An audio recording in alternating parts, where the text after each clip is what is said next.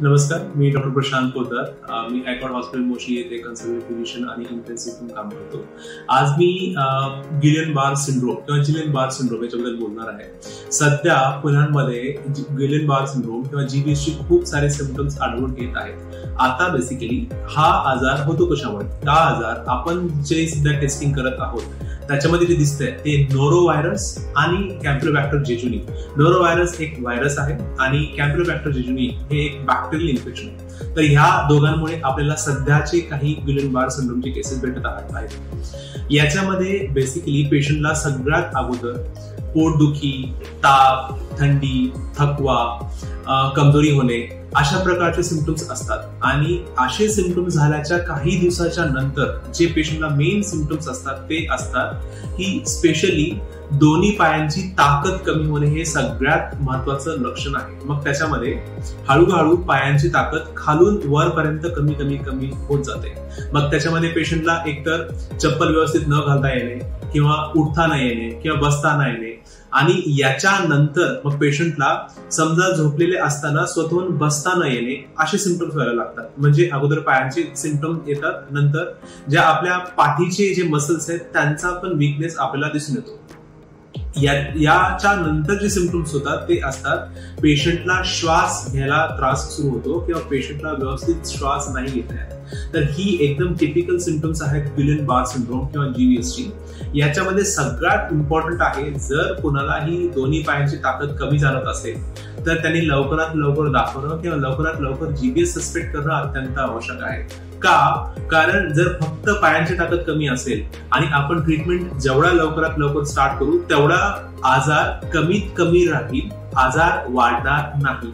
कारण ज्या वेळेला पेशंटला श्वास घ्यायला त्रास सुरू होतो, ज्या वेळेला पेशंटला श्वास नाही घेता येत त्याच्यानंतर मात्र पेशंटला व्हेंटिलेटर लागण्याची खूप जास्त गरज भासू शकते. आणि एकदा पेशंट व्हेंटिलेटरवर गेले त्यावेळेला आपण असं म्हणतो की आजार ऑलरेडी बऱ्यापैकी वाढलेला असतो आणि त्याच्यानंतर पेशंटला रिकव्हर व्हायला किंवा व्हेंटिलेटरवरून निघायला भरपूर दिवस लागू शकतात. त्याच्यामुळे याच्यामध्ये सगळ्यात बेस्ट आहे पेशंटनी जसंही पायाची ताकद कमी होत असेल, जर पेशंटला चप्पल घालता येत नसेल किंवा उठता येत नसेल किंवा बसता येत नसेल किंवा झोपेतून बसता येत नसेल अशा प्रकारची लक्षणं असतील तर लवकरात लवकर जीबीएस किंवा गिलेन-बार सिंड्रोम साठी इन्व्हेस्टिगेशन करावं. आता याच्या तपासण्या खूप सिंपल आहेत. आपण एनसीएस म्हणजे नर्व कंडक्शन स्टडी करू शकतो. आपण खूप कॉमनली पाठीतलं पाणी म्हणजे सीएसएफ याची पण तपासणी करू शकतो आणि लघवी आणि ब्लड ह्याच्या तपासण्या होतच असतात. पण सर्वात महत्वाचं एनसीएस आणि पाठीतलं पाणी म्हणजे सीएसएफ तपासणी करणं अत्यंत आवश्यक आहे. आता याच्यामध्ये आपल्याकडे एक्सलंट ट्रीटमेंट ऑप्शन्स आहेत. त्याच्यामध्ये मेन दोन ट्रीटमेंट ऑप्शन्स आहेत. एक आहे आयव्हीआयजी आणि एक आहे प्लाझ्माफेरेसिस. आयव्हीआयजी मध्ये आपण पेशंटला इंजेक्शन देतो. ह्या इंजेक्शनचा कोर्स पूर्ण 5 दिवसांवर असतो. तर आयव्हीआयजीचा कोर्स म्हणजे आयव्हीआयजी हे इंजेक्शन आपण रोज जवळपास पेशंटच्या 20% जास्त म्हणजे आयव्हीआयजी हे जे इंजेक्शन आहे त्याचा डोस असतो 2 ग्रॅम वजनाच्या एवढं. म्हणजे जर एखाद्याचं वजन 50 किलो असेल तर 50 गुणिले 2 म्हणजे 100 ग्रॅम एवढं आयव्हीआयजी लागतं. आणि हे आयव्हीआयजी जे आपल्याला द्यायचं असतं ते आपण पूर्ण 5 दिवसांवर देतो. त्याच्यामुळे आपल्याला 100 ग्रॅम जर द्यायचं असेल तर आपण पहिल्या दिवशी 20 असं 5 दिवसावर देतो. हे मेडिसिन सहज अवेलेबल होऊन जाऊ शकतं.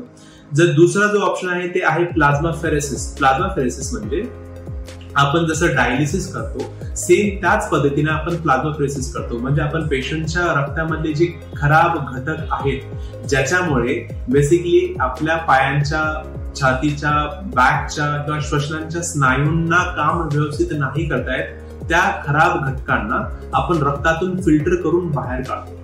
सर त्याच्यासाठी मात्र डायलिसिस सारखीच प्रोसिजर आहे ज्याला आपण प्लाझ्माफेरेसिस म्हणतो किंवा ते एक प्रकारचं डायलिसिस असतं जे की आपल्याला सहसा 5 वेळेला करावं लागतं. त्याच्यामुळे आयव्हीआयजी आणि प्लाझ्माफेरेसिस हे दोन्ही खूप चांगले ऑप्शन्स आहेत.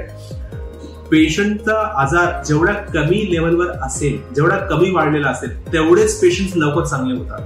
त्याच्यामुळे ज्यांची पायाची ताकद खूप कमी झाली असेल पण फक्त पायाची ताकद कमी झाली असेल, ज्यांना श्वास घ्यायचा त्रास वगैरे नाहीये असे पेशंट्स मे बी 1-2 प्लाझ्माफेरेसिस किंवा 2 ते 3 दिवसाच्या आयव्हीआयजीच्या ट्रीटमेंटनुसार पण लगेच इम्प्रुव्हमेंट दाखवू शकतात.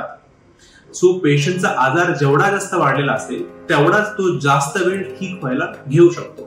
त्याच्यामुळे सगळ्यात इम्पॉर्टंटची गोष्ट आहे की या GBS ला, गिलन बार सिंड्रोमला डेफिनेटली ट्रीटमेंट आहे आणि ट्रीटमेंट सगळ्यात बेस्ट त्यावेळेला वर्क करेल जर तुम्हाला डायबिटीज किंवा हायपरटेन्शन अशा प्रकारचे आजार खराब प्रकारे नसतील, किंवा ज्यांना अशा प्रकारचे आजार असतील त्यांनी मात्र बिलकुलच वेळ वाया न जाऊ देता, जर स्पेशली पायाची ताकद कमी होत असेल किंवा झोपेतून उठता येत नसेल, बसता येत नसेल, चालता येत नसेल, चप्पल घालता येत नसेल, या सिम्पटम्सला लवकरात लवकर इन्व्हेस्टिगेट करावं. तुमचे जे पण डॉक्टर्स असतील त्यांना दाखवावं आणि गरज असेल तर NCS म्हणजे नर्व कंडक्शन स्टडी किंवा CSF करून यावं.